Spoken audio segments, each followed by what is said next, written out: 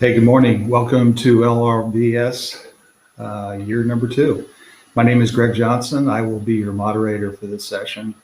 The topic of the session is, with so many answers, why are there still questions? And before I introduce the speaker, and he hasn't shown up just yet, but this is a pre-recorded session, so we're not worried. He hopefully will join us during the session.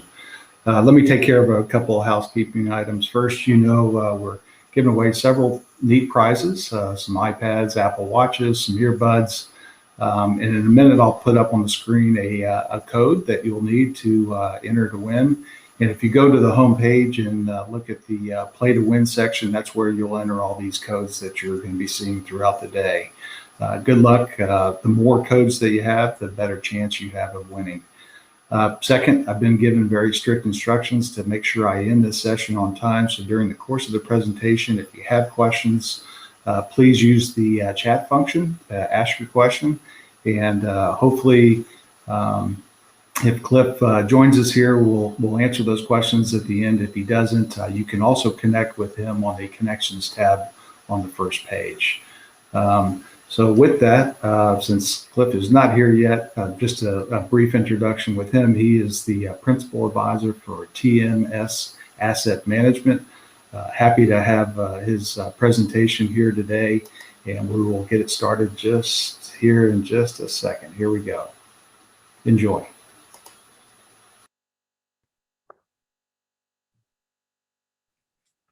Hello, my name is Cliff Williams. Today I'm going to talk to you about the topic of, if we have so many answers, why are there still some questions? And my favorite definition from Mr. Albert Einstein, or at least credited to him, is that doing the same thing over and over again and expecting different results is the definition of insanity. Some of you may know me, and for those that don't, I typically try and disrupt the world of maintenance and reliability in that I'll try and provide different perspectives on what are the current problems or what are the processes, just the way I am, and that's what we're going to do today. So a little bit about myself. I've been playing this game for way too many years than I kind of like to admit to. But go way back to when I first started out. It was as an apprentice in the British steel industry back in Wales. And just recently, I retired as the corporate maintenance reliability manager for a Canadian chemical company. They have plants around North America, South America. And in between those 2 points, I wandered a bit. I worked for giants such as Coca-Cola, Kraft Food, and I worked for family businesses where the owners would, review every PO that was more than $500. So I've seen very different environments. I've worked in different industries. I've worked where I've made chewing gum, and then I've made the packaging that goes around the chewing gum in a different plant. But before you think that I've spent all of my time in the smaller industries, the bulk of my time, majority of my time has been spent in pulp and paper, steel, and of course the chemical industry. Now, I mention all of this not just to show how much I've traveled or that I couldn't keep a job. It's that I've seen very different circumstances in very different environments, in very different industries. But then I come back to my topic, which is, if we have so many answers, why do we still have so many questions? So in today's day and age, and especially given COVID, where everything has gone online, if you have a question, you just go to Dr. Google. Dr. Google will give you the answer, whether it's the right. You're going to get lots of answers. You're going to get numerous approaches, but you can really get an answer to your question pretty much instantaneously. And out there are some great websites and communities, like the latest is Upkeep, and it really has taken off and is blossoming, where people go and ask lots of different questions and pose different problems, and there's great learnings and there are great courses and everything like that. And The challenge for me is that the questions that I read are very, very familiar because they're ones that have been asked for years. And the answers that are given are also very familiar because they're ones that have been given for many, many years. Really, they are the same sort of questions. If I go back, and I mentioned that I've been around a long time, if I go back maybe 45 years to when I was first starting out in maintenance management, and I was hired as a planning engineer in British Steel, and we were going to change the way that we managed maintenance at the plant. And there were over 300 tradespeople. So this wasn't a small undertaking. This was going to have to be done properly. And we were going to use this fantastic new tool called a computer. And this computer was probably the size of a semi-truck. But the strange thing is that we had teething problems. We really had things that we didn't know what they were called. You know, there wasn't necessarily planning and scheduling, and there wasn't, labor utilization. All these terms didn't exist at that time. We were just starting out. And so we had questions and we had challenges. And the strange thing is, they are the same questions and they are the same challenges that exist for organizations today.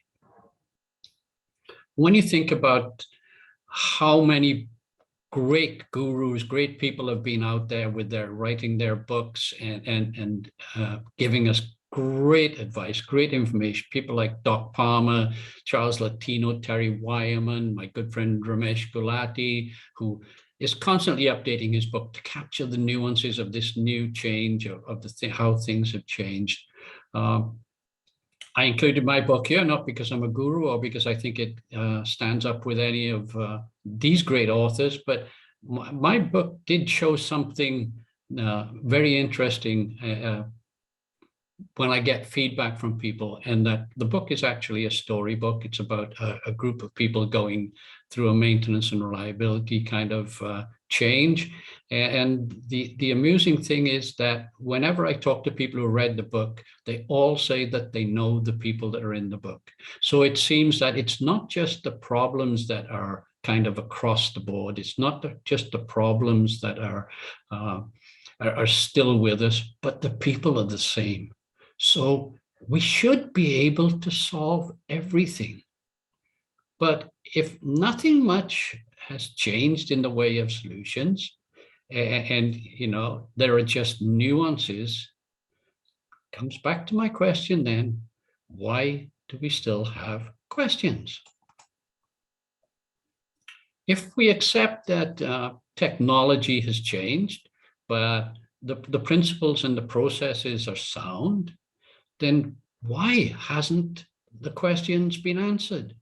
And when you think about what technology does, it brings data, so much data to us now. We have so much information that we can, make decisions on. Really, we should be looking at answering these questions even more easily. It really is. I still don't get why, with all of the technological advances, we still have problems. Now, before any of the solution providers, the trainers and consultants and all of those people get upset, I am a consultant as well now. I've gone over from being a practitioner. Let me state right now that I believe that these people 100% deliver a product that will work.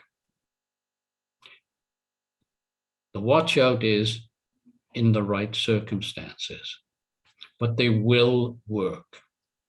Whenever we look at this and we say, okay, we're going to deliver training, we're going to go in and do consulting and all of those things, and we've been doing the same sort of thing for many years, then the question becomes, why haven't we eliminated the issues? And to reduce this to the basics, I think we need to look at who else is involved in this process. We have the solution providers, and then we have the solution seekers, those people who are, the organizations who are hiring and sending to training and hiring consultants and doing all of these things.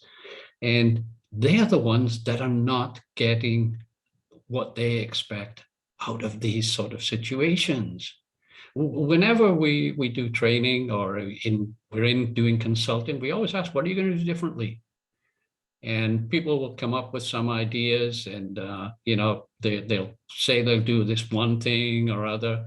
But then what we find is that we get a second wave of people from the same organizations, or we're called back in to do more consulting around those same issues.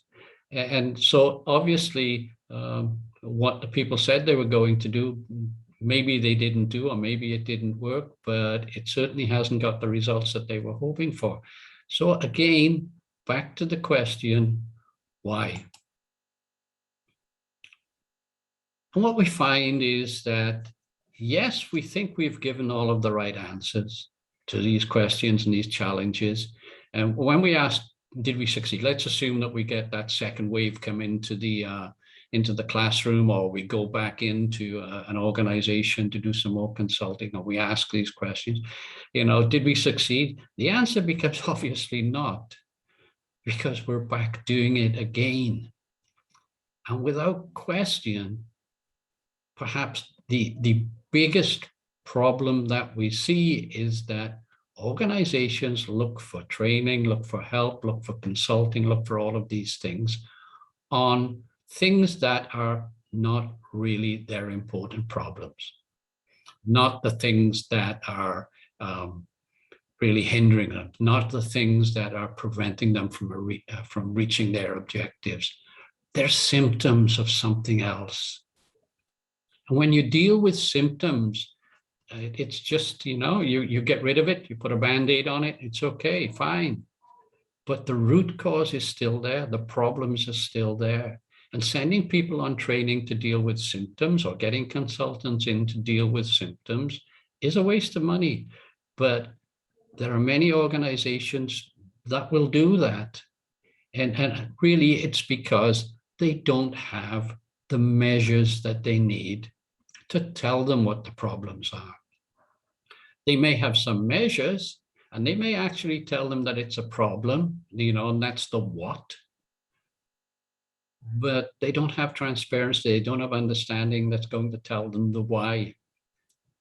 And that's what they need to address, is the why, not the what. The what quite often presents itself as a symptom. Or the other way around, the symptom presents itself as a what the problem is, when it's not. So you have to understand the why. A couple of examples in an organization that asked if I could come in and do training for planning and scheduling, and maybe look at maintenance reliability practices, because PM schedule compliance really wasn't anywhere near where it needed to be. And wrench time was really lucky if they made 25%. So what I suggested was, rather than just come in and develop courses for those two kind of topics and have a look, maybe I come in and chat with the guys first and talk about what they see as being the issues. When I went in, I was talked to the planning and scheduling group and found that they were actually using pretty much all best practices. They didn't have kitting. That was one of the things that they didn't do, but pretty much everything else with planning and scheduling was best practice. So I asked them, do you have a report that tells you why you're not hitting compliance? And they said, no, they don't have a report. But, anecdotally, they could tell me what it was. There were things like, okay, we will schedule a whole bunch of work to be done, and then operations will change their schedule. We'll schedule a whole bunch of work to be done, and operations just won't release the equipment. We schedule a whole bunch of work for people, and operations will take away the tradesperson for another job. And it's kind of, that challenge is that they take away from the schedule, and quite often it's to do emotional type work. These are the things that operators don't like to do or don't like to have happen, and they want things fixed right away. Doesn't hinder the production, doesn't hurt the production, but it's an emotional thing. And so operations will take the tradespeople out. It may be that they go to the stores and they don't have spare parts. they said they didn't do kitting, but they did. They promised me that before they schedule a piece of equipment for work, they would ensure that at least in the CMMS, in the system, the parts were there. Now, when people got there, maybe that was a different thing. So then there was wrench time. And as I said, they were, really struggling to get 25%. And when I asked the maintenance reliability group, what's happening the other 75% of the time, they said, well, we don't have real numbers, but we can tell you again that it can be summed up in one word, and that's waiting. Waiting for lockout, tagout, waiting for parts, waiting for equipment to be shut down and cleaned, sometimes waiting for information, whatever it was, but it was all waiting. And it was pretty obvious that none of these issues really had anything to do with maintenance reliability or the planning and scheduling group. So when I went back to my contacts in the organization, said, look, you really don't need a course on planning and scheduling and maintenance and reliability. They are not the issues. There's something else that seems to be the issue here, and it sounds like culture. So they said, okay, so where do we go? And I said, well, I think if we, prepared a few reports, there are a few categories for reporting, and threw it out there, it would show us where we'd need to focus. So we did that very quickly, 3 or 4 things. And it didn't take a month for them to call back and say, okay, just looking at these numbers, tell us very clearly that it's not just a planning and scheduling and maintenance and reliability issue. It's not just that. So what do you suggest we do? So I suggested that we have a course on working together collaboratively, which we did. And at the end of it, we developed collaborative goals because everything was being driven by siloed goals. So we got rid of those siloed goals and made sure that they were collaborative and that that they all supported each other and understood the importance of each other. The other thing we see is, do you have the right people in the room? Another organization where they wanted us to go in and do training on a reliability culture. When we got there, we find that there's only maintenance people in the room, even though we said it should be cross-functional. And there was, a nice surprise when I put the slide up that showed that engineering, design, and procurement and operations and other departments had as much part to play in reliability as maintenance. So it was no surprise that, at the end of the session, most of the comments just said, you had the wrong people in the room. Another time I was doing a course with asset management, and people were really getting enthused and kind of saying, okay, yeah, this is great, but we need the directors in here, so that they can hear it and implement. And imagine the enthusiasm that kind of got drained when a director poked his head in to see how things were going. And they all said, oh, you should be in here. You should be in here. This would be great for you so you can learn it. And he said, well, really, I don't have the time. So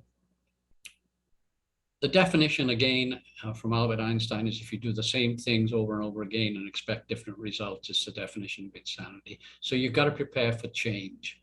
You really need to say, okay, coming out of the training, the consulting, and all of those things, we're going to have change. So you need to communicate the need for that change. You need to communicate what the path will be along that change. And you need to do that for everyone that might be affected. As you go along the process, you'll be able to refine how they are affected, how much they're effective, how long it will take, all of those things. And you need to do that because people need to be prepared for that change. Because if they not, they may not change the way that you want them to. They may not change, period. So you need to be sure that you communicate the need and the path to all that may be affected.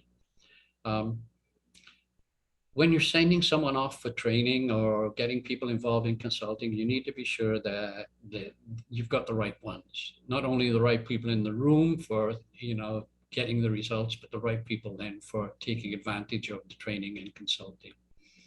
Do they have the right attitude? Are they enthusiastic? It's no good having Eeyore from Winnie the Pooh.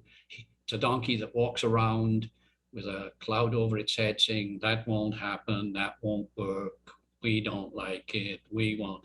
You can't have that. You have to have them enthusiastic.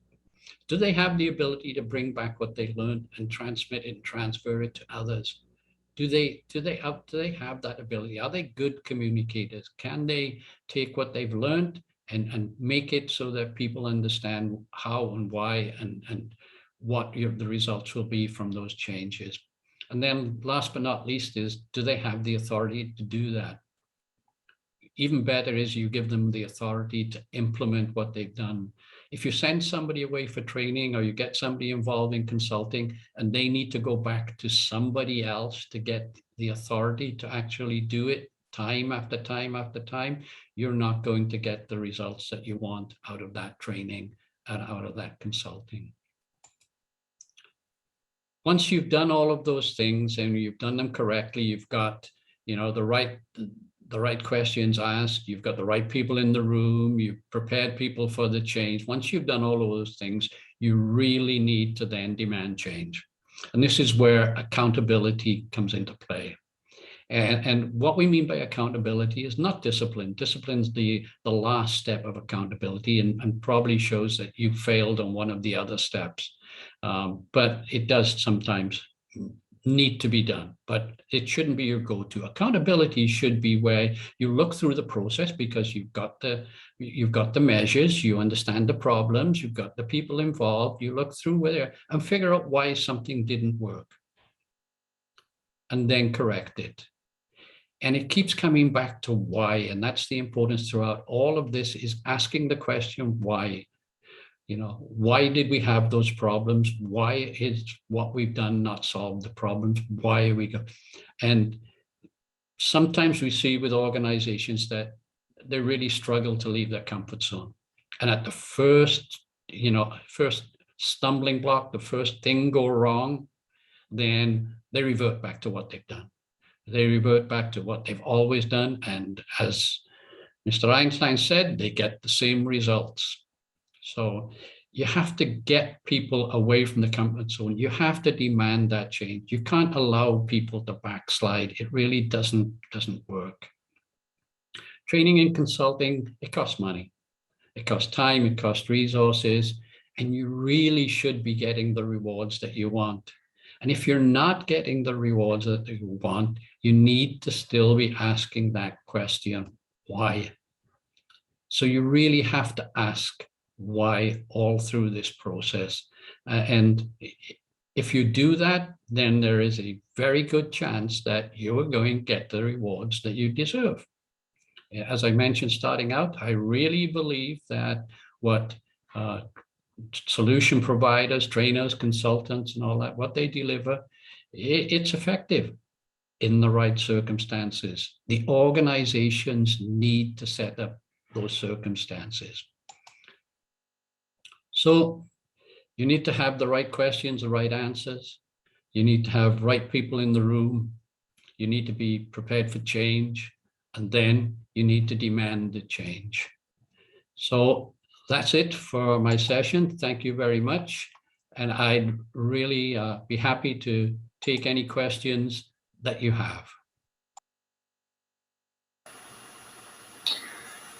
Well, unfortunately, Cliff he's not here, so he can't answer the questions, but you know what, for me, that was very insightful.